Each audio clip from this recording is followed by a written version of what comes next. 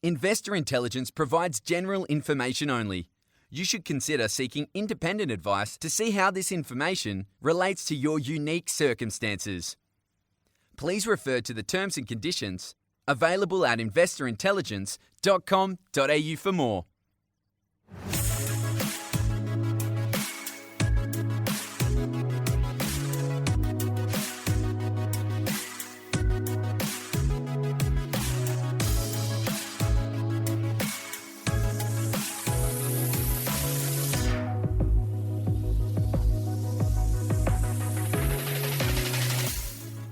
Guys, welcome to this week's episode of Investor Intelligence, brought to you by the team at the Property Mentors. It's your weekly podcast for all things investment and hosted by me, Phoebe Sikowski-Wallace.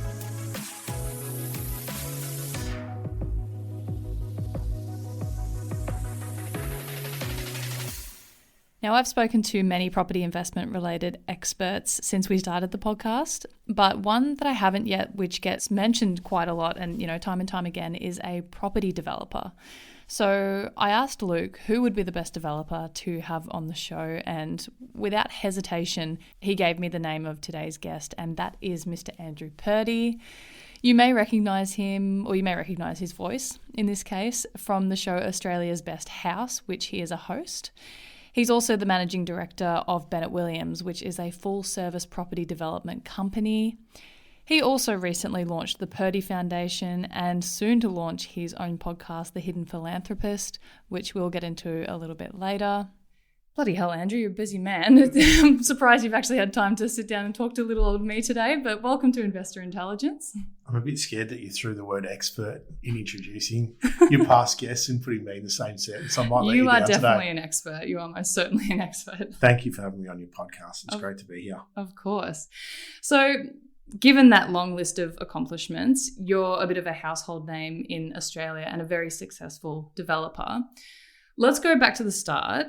Tell me a little bit about that journey and how you got to where you are today. Yeah, sure. I fell into property development, so I'm probably the least likely candidate when I look around my sphere of influence, my peers and their backgrounds and how they got into property. I had no family background in property at all. I finished high school and got a trade. So I did an apprenticeship, got a trade, didn't really enjoy that and got into real estate. So I got into real estate sales, entry level as a salesperson.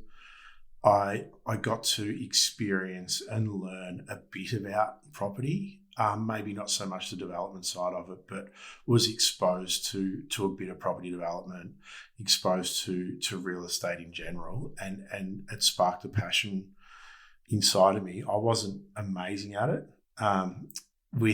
With growth in my career has come growth in responsibility. I was a bit crazy back then, so real estate and sales didn't exactly go hand in hand for me. So I went back to my trade, where I built up a plumbing electrical company over a number of years.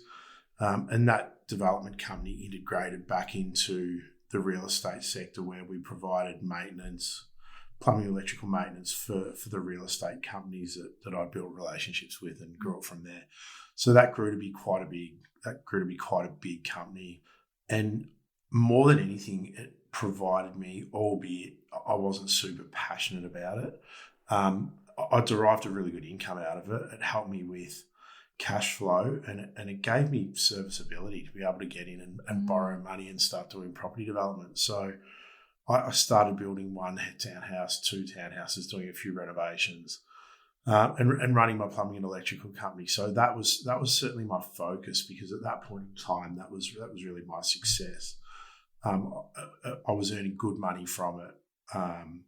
I was doing property development, and then came the opportunity to get out of that, which I did. And having come straight from high school into my trade and real estate, I really had nothing else that I could do. I wasn't educated in anything else. I hadn't done any sort of further studies or education outside of my trade. So I got back into real estate, which probably looked different for me this time round than it did the first time round. And by that, I mean I came in at an ownership level and owned owned a real estate office and had a bit of an agreement with the guy that I went in with that I would do some property development.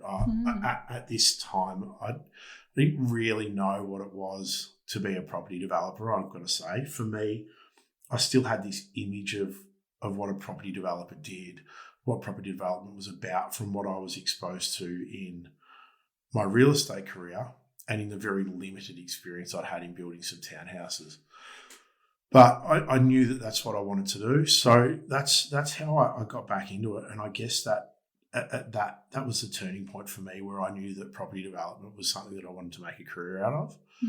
And I'd learnt enough through building townhouses to start doing it at a level where I could make a living out of it. And I never really understood how much energy and time and money it was ultimately going to take to do it on the scale that I ended up doing it at, because I sort of thought that building townhouses was relatively easy. But I learnt as my journey went along, and I grew in my career, and it literally organically grew from having this agreement where I had the real estate office and I built some townhouses, to building a couple of townhouses, to building 10 townhouses, to building 50 townhouses, to building 100 townhouses, to ending up, I guess, where we are now, which is a proper diversified property company that does land subdivisions, townhouses, luxury homes. We're in the finance space, so private equity, private debt into the development industry, so funding of other developers, and now into our lifestyle villages. So it's changed over time, and most of that change has been organic change. Simply as I've learnt more, I've have an appetite for property, and as I learnt more, I've continued to take on more. So you think you kind of fell into real estate, and then from then you just sort of grew and grew? 100%. Yeah, wow. When I finished high school, I had absolutely no idea what I was going to do other than get into trouble. Okay. Like, I was naughty and I didn't know what I was going to do. There was no inkling or lead up to me becoming a property developer from when I was young. Yeah. It's a good way to fall into it, at least. Like, at the start it might be like, this isn't for me, but it's amazing when you stick to it. It's worked out well. And it's all about passion. You've got to love what you do. And I was lucky enough to find something that I love what I did, and that's really fulfilling. Yeah. And I take great enjoyment and satisfaction from what I do in my career, and that's a real blessing. Yeah. So if you sort of fell into it at the start and you would have, viewed it in a different way than you do now, why property now? What makes you passionate about property now? The journey is something that I really enjoy. I actually love property, and I love the challenges that come with it. And I've got to say, there's been far more challenges in my property career than successes. And I mean, success is measured in so many different things. And one of the main things that I don't measure success in is necessarily monetary or fiscal, actual wealth. Success looks like so many different things. And to be able to get in at the very start of a project, have a vision, to be able to get it to the point where you can commence it, deliver it, and see it through, it's really satisfying. And I've had passions throughout my career that I've been able to go and set about and pursue. Affordability issues with first home buyers, where I've gone and sourced projects and targeted them specifically at helping first home buyers get into the market. I've got a passion for luxury homes, so I started up a high-end building company and spent a time there delivering high-end homes on the Mornington Peninsula.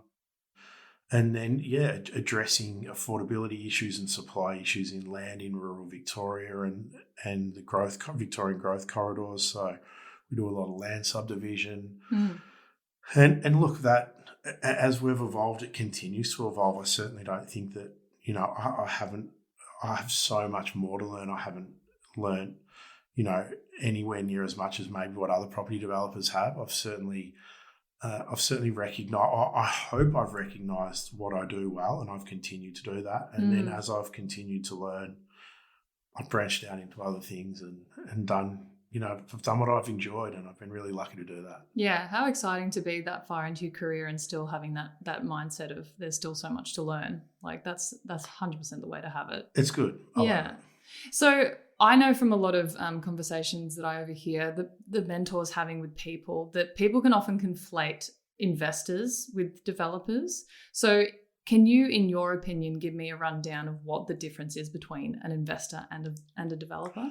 Good question. A really hard, when I say really, like on face value, super simple question to answer. Right. And that would be, I would say an investor is probably a more passive position where you're looking to invest to potentially, well, not potentially, usually I would say 9 times out of 10, to increase your wealth, to put money that you may have into a secure position. I think that for people that are getting into investing, property is not necessarily easier, but I think basic entry-level investing in the property market is easier than basic entry-level investing into the stock market. So there's things like investing in the stock market, bond market, trading in commodities. There's all these other things, derivatives, future trading. You can talk about all these different ways to invest. But on face value, I think it's potentially easier in Australia to get into investing into property. And all Aussies love property. I mean, the Aussies' dream, Australian dream, is to own your home and pay it off. Yeah. So property resonates with people, and I think people enjoy investing in real estate. So across the board, an investor is probably someone looking to create wealth, get into the property market, is looking at things like property trends, areas where there's potential future growth, whether it be through infrastructure or whether it be through a whole variety of things. So they're wanting to look for capital growth. They want increased value of their asset, and they're looking for yields. So they're looking for things like occupancy rates, vacancy rates, and things like that. So, and at times those two directly oppose each other. So in areas where you have high capital growth, you might have low yields and things like that. But you can get your head around that. You can take a passive position, and albeit that the Australian property market is cyclical, it's safe. So yes, if you look back over historic property data, we've had peaks, we've had troughs, we've had highs and lows in the market. However, it's always continued to move forward on an upward cycle or an upwards trajectory over time. So I think that's what on face value an investor is. There's someone that's looking to invest in property for growth and a yield. But where I said it gets complicated, I mean, that changes where you can sort of integrate development into being an investor. So you might have your first investment property, your second investment property. You've built up equity in your property. You then may look to invest in a property where you can build a townhouse in the backyard. Or you could build 2 townhouses in the backyard. And that's where I guess that investor crosses the line into starting to dabble in a bit of development. Whereas a developer, I can really only speak for me in terms of what my vision is and how I run my business. Unless you're in the build-to-rent space, OC rates and vacancy rates, debt serviceability, cap rates, things like that, cash-on-cash return is not something that we necessarily look for. I'm probably looking for, rather than looking for an area with future capital growth, I'm probably looking for an area of current market stability so that when I'm buying, I'm trying to buy, develop and sell in the same market conditions. Right. And that enables me to keep my figures as accurately as possible. So we work on things like an IRR, which is internal rate of return. So that's how much money I'm making on my money that I'm putting into the project. Gotcha. And things like return on, we call it a GRV, which is a gross realisation value. So the total sale of assets in your stock in your development. And out of how much you've sold all of them for, what percentage of that was your profit? Okay. So the way to most accurately arrive at the figures is to be buying and selling in the same market conditions. Okay. Because if we buy land and we calculate that we're going to develop it and sell blocks for 250 grand each, if the market crashes and we're selling them for 200 grand each, we're losing money. Right. So I guess we're looking to buy and sell in similar market conditions, security of market conditions. And then we're looking for areas where there's buyer demand, and buyer demand might not necessarily always look like the same area where there's high occupancy rates for investors. We might be looking at areas where there's employment opportunities, where there's first and second home buyers going into the marketplace. Right. So look, we're watching market trends, absolutely. But as a developer, I'm looking for different things that an investor's looking for. So mine's really, I'm not necessarily looking at what I invest today, what's that going to look like in 10 years. I'm looking at what I can do today and what that's going to look like in 12 months, 2 years when I finish my project and I'm out of it. Yeah, okay. I can definitely see the difference, but I can also see the sort of blurred lines as well. Like, I think that's a good way to look at investing. It's a little bit more passive, and developing is probably that little bit more. I say a little bit more. It's probably a hell of a lot more hands-on. But just like the different outcomes, slightly different outcomes, that is the main difference. I think the other main difference is how we make our money. Yeah. Like an investor makes their money predominantly through capital growth. Sure. An investor's looking for tax breaks, tax benefits through negative gearing, or they're strategizing for additional income by trying to find cash flow positive properties, things like that. We're probably looking for a value shift or a value uplift through things like subdividing land, buying land and building on it. Yeah. Doing things like that. So ours is immediate to short-term improvement to land to extract value out of it. And investors, a basic investor is looking for capital growth and rent. Yeah, I think that's a perfect way to sum that up. Does that make sense? It does. No, it really does. Yeah. But something else I kind of hear over here in the office with the mentors talking to people is that people want to become developers. So I don't want to say developing sounds more high risk, but as I said, it sounds a lot more hands-on than investing. But why do you think people want to become developers? I've got no idea. Okay. Don't do it. That's my advice to anyone. Luke said you'd say that. My advice to anyone that wants to become a developer is always don't do it. You know what? I guess it is risky. And why I say it's risky is because unless you've got a significant investment portfolio as an investor, 9 times out of 10, you've probably got another stream of income. You're usually employed doing something and you're investing as a side gig. As a developer, you've got for me, it's my only real, outside of other things that I do. For a long time there, property development was my only source of income. And it's super lumpy. So if you're doing 1 or 2 projects a year, when those developments settle, that's really the only time that you've got money coming in. Right. And if things go wrong with development, quite often you're talking large amounts of money. So if your tenant doesn't pay, if you're investing in your tenant doesn't pay rent and you've got to kick it in, you're kicking in $500, $600, $700, however much rent you're getting for a week on a shortfall against your mortgage repayments. With property, when it goes wrong, often you're talking millions of dollars. And that profile, that risk profile against an investment property compared to developing a property, I guess if you take an investment to the bank, you know what your LVR is, you know what your mortgage is going to be. And 9 times out of 10, if you got your deposit, you got your stamp duty, you got your rent coming in, you're set and forget. Right. Development is an ever-changing beast. You're up against councils that are forever changing policy. It comes down to councils' views on development at a particular time. It's often political. The banks change their positions depending on what the profile of the development, the risk profile of the development looks to the bank. So you've never really got absolute certainty of what your outcome is. Okay. With that, at times comes wins. With that, at times comes losses.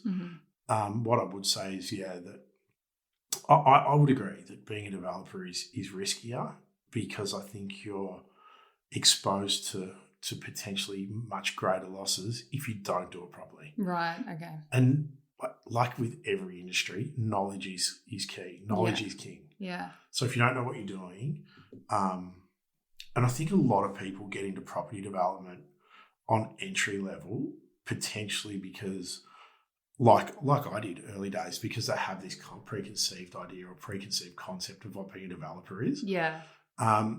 And it's just like most things in life, like until you get into something and you really know it, you actually don't know what it's about. And sometimes it's recognizing what you don't know that protects you from risk. It's when you go into something thinking you know everything and you stuff it up, you'll lose big time. And yeah, I think if you only need to pick up the Financial Review at the moment to realise that, the ratio of passive investors going broke compared to developers and builders. I mean, developers and builders are going broke all the time at the moment, because it's an ever-changing beast with political and the economic climate at the time. I think everyone's kind of gotten to that point at some time in their life where they've tried a new career or tried something because they've only really looked at the perks of something, and then they get into it and they're like, "Oh shit, this has got a few more challenges than perks." 100%. Yeah. So, what does it take to become a developer? And going on from that, what were the signs that you knew you had what it takes? I had a passion for it, and it would be remiss of me to sit here and say I haven't made a heap of mistakes. Absolutely, I have. I've always been relatively conservative. I've got a corporately aggressive nature in regards to pushing myself and pushing my business and learning more. But in terms of actually taking on risk, I'm relatively conservative. So, I have a passion for it. I love doing it. I've never been a huge risk taker, so I haven't ever really faced massive adversity in doing it. So I think that's what potentially, I wouldn't say that I'm good at it. I'd say that I've done my best. Yeah. I've had a good career. I've been very fortunate. What makes me good at it? That's a really hard question to answer, other than reverting back before to knowledge. I'm certainly someone that is not necessarily always ego-driven. So I'm willing to recognise when I don't know something. And when I go into development, so I do a risk analysis of each project. I recognise what I don't know and I get the right consultants on board. Yeah. And I build a team around me of people that can do it. Yeah. And by doing that, you mitigate risk. And am I a good developer? Maybe not. Is the team that I put around me good at doing development? Yeah. Absolutely. Okay. Absolutely. I think I've got an incredible team. I've got great consulting engineers. I've got great town planners. I've got great surveyors. I've got great accountants. I've got great... And some of those I use externally. Others I bring into my business. But I've certainly got a great team of people around me. And it would definitely take, passion would be a big part of it, but it would obviously take quite a strong work ethic as well. Where do you think you get your work ethic and your sort of drive for success from? I don't know. I've been asked that question a few times at different points. I don't know. Or who do you get it from, maybe? I think there's a lot of qualities within me that I get from my mum. We're very similar. I was brought up in a single parent home for a long time. I'm certainly, but in saying that, my mum's definitely not corporately aggressive. I mean, she's super successful. She's a family lawyer. She became a lawyer later in life. She was a fantastic mum, and she instilled fantastic qualities in me, or some of my qualities. She'd probably say I'm a pain in the ass. But that extreme corporate drive is potentially not one of them. My mum's probably more passive in business. I don't know is the answer. I don't know. It's not an ego thing. And I know for sure it's not a financial thing, because I think at the moment I'm in this massive transition in my life where I've recognised that money doesn't make me happy. And I have amazing holidays with my family. We have nice things. Everybody likes nice things. Sure. But to have wealth beyond what is required is not something that sits high on my priority list. So it's not money that drives me. It's not necessarily ego. I don't know that it was something that was instilled in me as a child. I love what I do. Even in my trade business, I've always been full on it, pushing me to do the best that I can. But yeah, hard question to answer. Maybe you don't need to know. I've never got to the bottom of it. Yeah. I don't know. I think not doing my best or not pushing myself as hard as I could possibly push myself doesn't sit well with me. So but the reason behind that, I'm not sure. Do you have a question about investing that you'd like answered? Each month, we take questions from our listeners and put them to our resident expert, Luke Harris. With more than 2 decades of residential and commercial investment experience under his belt, Luke has seen the best and the worst of the property market.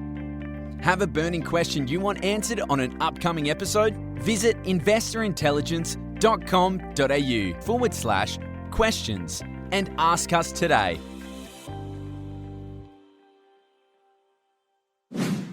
So I know you've worked on a fair amount of projects in your time in multiple states in Australia. And just kind of going back to the topic of risk, what would be one of the biggest risks that you've taken and did it work out?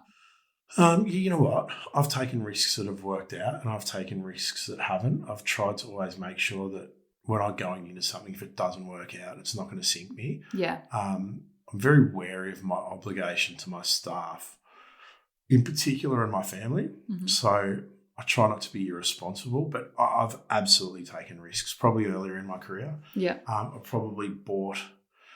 bought developments that potentially were outside of my scope of being able to get through, but I've fought through them and I've done what I've had to do to get out of them, and I have got out of them. So in hindsight, potentially I probably shouldn't have done them, but you know what, I got out of them. So do you think that conservative side of you kicked in because of those? Yeah, probably. I probably could have taken more risks. Mm-hmm. Is the answer. I think, especially now where I'm at in my career in terms of opportunity. I think as your sphere of influence grows and your network grows, the more opportunities get thrown across your desk.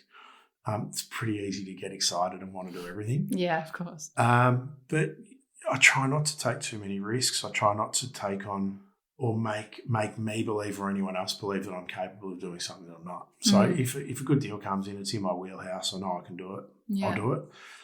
There's a gentleman, I won't say elderly gentleman. I mean, he doesn't listen to podcasts, so I can probably get away with it. But there's a guy up in Queensland that I've had as a mentor for many years.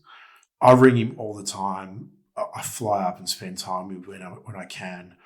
He's conservative, so I think sometimes maybe when I think that I'm better than I am or I need pulling back into line, he pretty quickly reminds me. Yeah, he humbles you. So I'll ring him up and pitch a deal to me and he tells me I'm dreaming. I love that. Everyone's going to have that person that just brings them back to earth. He's great and he does it really quickly. Yeah. So as far as your the designs, yeah, what inspires your designs? Good question, because I had a building company. I couldn't build a cubby house. I've got absolutely no concept of construction and design, so to speak. Mm. I know what I love. I can go into a property and see if it's been built well. Okay. I know if I like it. I know what styles of home I like. I know through traveling where I've seen particular architecture that's blown me away. And I'm like, you know what, I'm going to bring that back to Victoria. Mm. And I love that Canadian / Queenstown in New Zealand.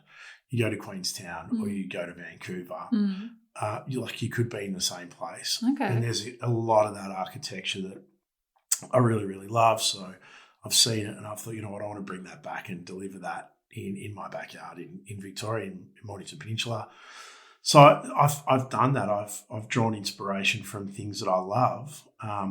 But again, when I've wanted to deliver them, I've put people around me that are able to do that. Yeah. So I get a really good interior designer and I show her pictures of what I want.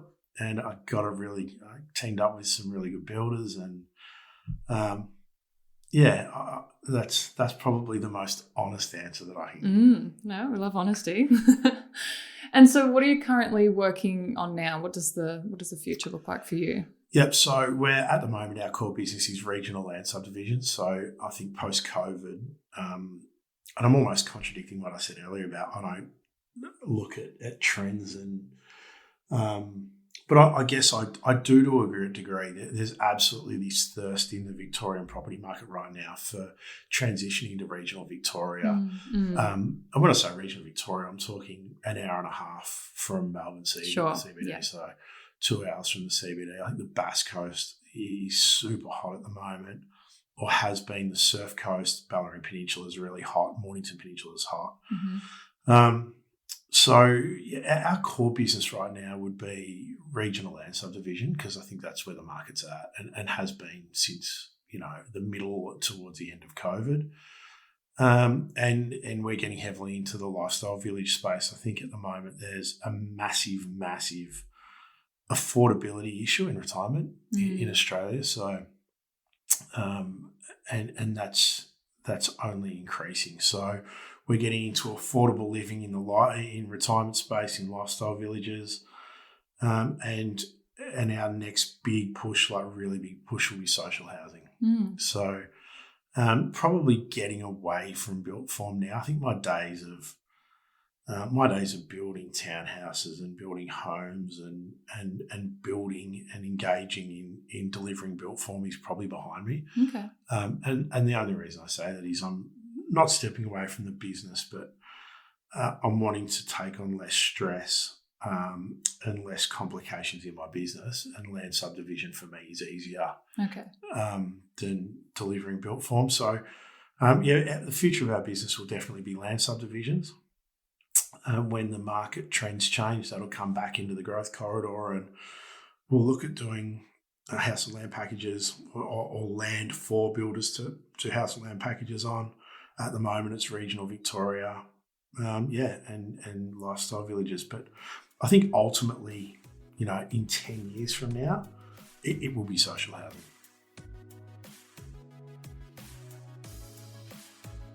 Guys, thank you for listening today. This is actually the end to part 1 of my talk with Andrew. If you enjoyed it, make sure to tune in next week for part 2, as we still had quite a lot to talk about. This includes the launch of his foundation, his upcoming podcast, and what his key piece of advice would be for those wanting to get into property development. Until then, thank you so much for listening, and I will be back in your ears next week. If you found this episode or any of our episodes helpful, please make sure to share and leave a rating to help us reach more people on their investing journeys. And of course, subscribe to be notified when new episodes drop. Make sure to follow the podcast on Instagram @Investor Intelligence Podcast. You can find links to our other socials in the show notes, including a link to the Property Mentors weekly blog. If you're ready to get your property portfolio in shape for financial freedom, check out Luke's latest book, Property Fit. You can get yourself a copy at www.propertyfitbook.com.au.